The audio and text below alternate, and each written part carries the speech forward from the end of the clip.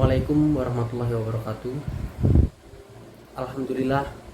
Alhamdulillahirabbil alamin. Wa bihi nasta'in wa ala umuri dunya waddin. Wassalatu wassalamu ala asrofil anbiya'i war mursalin wa ala alihi wa sahbihi ajmain. Amma ba'du. Para hadirin yang dirahmati oleh Allah Subhanahu wa taala. Alhamdulillahirabbil alamin. Pada hari ini kita bisa berkumpul bersama dengan kondisi sehat walafiat. Perkenalkan, nama saya Afwi Syihab dari bidang organisasi. Kali ini saya akan membawakan kultum mengenai malam Lailatul Qadar. Teman-teman yang berbahagia, tidak terasa kita telah memasuki bulan Ramadan. Semoga kita semua selalu diberi kelancaran dalam menekan hawa nafsu dan tahan terhadap segala godaan. Amin Allahumma amin. Malam 1000 bulan, itulah yang dikenal dengan malam Lailatul Qadar. Malam yang sangat istimewa, yang diburu oleh setiap muslim, khususnya mereka yang sedang berbondong-bondong mencari keuntungan akhirat. Tahukah kita apa itu malam Lailatul Qadar? Allah Subhanahu wa taala menyebutkan dalam surat yang sangat mulia, yaitu surat Al-Qadar, yang menjelaskan sekaligus tentang kemuliaan malam tersebut, yang artinya sesungguhnya kami turunkan Al-Quran pada malam Al-Qadar. Dan tahukah kamu apakah malam kemuliaan itu? Malam kemuliaan itu lebih baik dari 1000 bulan. Pada malam itu turun malaikat-malaikat dan malaikat Jibril dengan izin Rabb-Nya untuk mengatur segala urusan. Malam yang penuh dengan kesejahteraan hingga terbit fajar. Quran Surat Al-Qadar ayat 5. Dalam satu surat ini, penjelasan yang sangat ringkas tentang Lailatul Qadar. Lailatul Qadar adalah malam diturunkannya Al-Quranul Karim. Dalam kitab tafsir Jalalain karangan Imam Jalaluddin As-Suyuti dan Imam Jalaluddin Al-Mahali, disebutkan bahwa yang dimaksud malam kemuliaan lebih dari 1000 bulan atau malam Lailatul Qadar adalah amal-amal saleh yang kita lakukan Al-Quran dan zikir serta amal sosial seperti sedekah dan dana zakat. Yang dilakukan pada malam itu lebih baik dibandingkan amal serupa selama 1000 bulan, atau tentu di luar malam Lailatul Qadar sendiri. Dalam riwayat lain, Anas bin Malik juga menyampaikan keterangan Rasulullah SAW bahwa sesungguhnya Allah mengkaruniakan Lailatul Qadar itu untuk umatku dan tidak memberikannya kepada umat-umat sebelumnya. Apa itu Lailatul Qadar? Kapan malam tersebut datang sehingga kita dapat melaksanakan amal-amal soleh yang balasannya setara dengan 1000 bulan,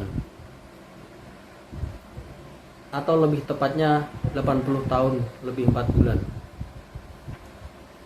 sebagaimana yang diterangkan oleh Wahbah Asy-Syuwaili dalam kitabnya Tafsir Munir, bahwa Lailatul Qadar merupakan suatu malam yang mulia karena pada malam tersebut diturunkannya Al-Quran. Di malam itu juga turun para malaikat dan malaikat Jibril untuk memohon kepada Allah Subhanahu wa taala untuk memberikan cahaya-cahaya, keberkahan, keutamaan dan kebaikan kepada hamba-hamba yang beribadah melakukan amal soleh di malam tersebut. Selain itu, dalam tafsir Ibnu Katsir juga dijelaskan bahwa Lailatul Qadar disebut dengan malam yang mulia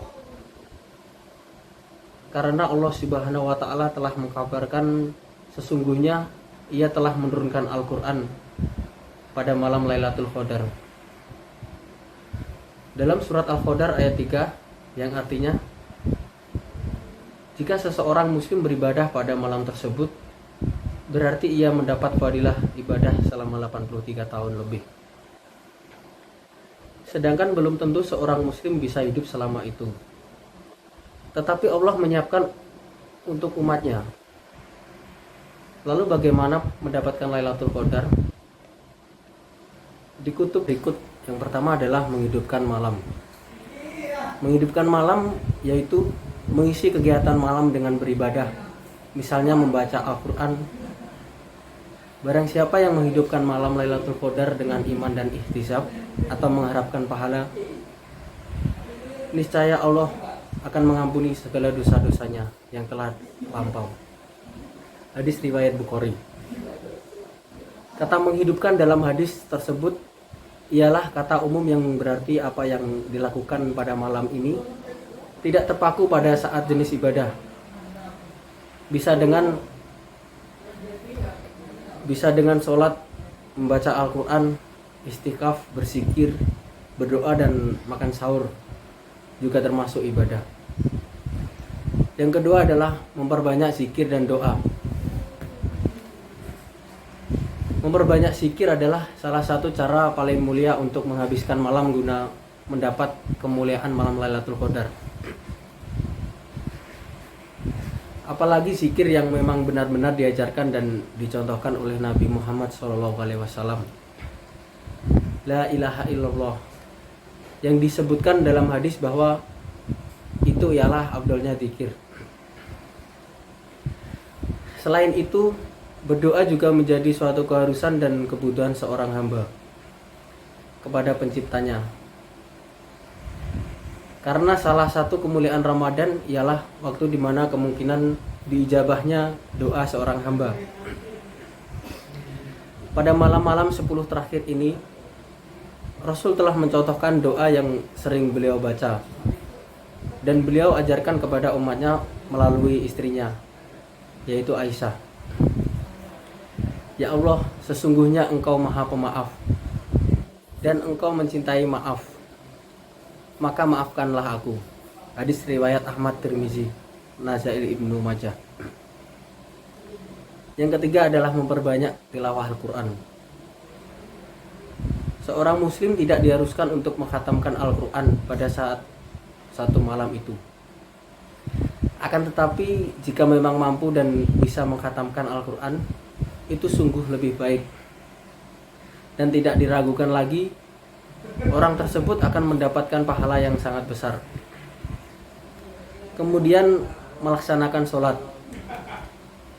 Tidak ada ketentuan beberapa rakaat harus sholat di malam Ramadan, termasuk malam-malam 10 terakhir Ramadan. Tidak ada batas. Apalagi zikir yang memang benar-benar diajarkan dan dicontohkan oleh Nabi Muhammad SAW. La ilaha illallah, yang disebutkan dalam hadis bahwa itu ialah afdalnya zikir. Selain itu, berdoa juga menjadi suatu keharusan dan kebutuhan seorang hamba kepada penciptanya. Karena salah satu kemuliaan Ramadan ialah waktu di mana kemungkinan diijabahnya doa seorang hamba. Pada malam-malam 10 terakhir ini, Rasul telah mencontohkan doa yang sering beliau baca dan beliau ajarkan kepada umatnya melalui istrinya, yaitu Aisyah. Ya Allah, sesungguhnya Engkau Maha Pemaaf dan Engkau mencintai maaf, maka maafkanlah aku. Hadis riwayat Ahmad, Tirmizi, Nasa'i, Ibnu Majah. Yang ketiga adalah memperbanyak tilawah Al-Quran. Seorang muslim tidak diharuskan untuk mengkhatamkan Al-Quran pada saat satu malam itu.